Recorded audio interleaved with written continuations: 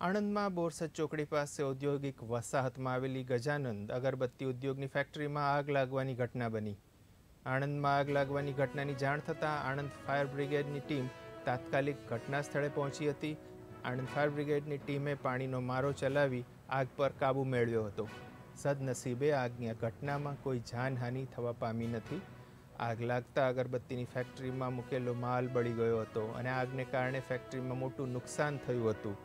આપ દ્રશ્યો જોઈ રહ્યા છો. આણંદમાં બોરસદ ચોકડી પાસે ઔદ્યોગિક વસાહતમાં ગજાનંદ અગરબત્તી ઉદ્યોગની ફેક્ટરીમાં આગ લાગવાની ઘટના બની હતી અને આ આગ લાગવાની ઘટનાની જાણ થતાં જ ફાયર બ્રિગેડની ટીમ તાત્કાલિક ઘટના સ્થળે પહોંચી ગઈ હતી અને ફાયર બ્રિગેડની ટીમે પાણીનો મારો ચલાવી જહેમતપૂર્વક આગ પર કાબૂ મેળવ્યો હતો. આ ઘટનામાં કોઈ જાનહાનિ થઈ નથી. અલબત્ત ફેક્ટરીમાં મોટું નુકસાન થયું છે. અગરબત્તીનો માલ બળી ગયો છે.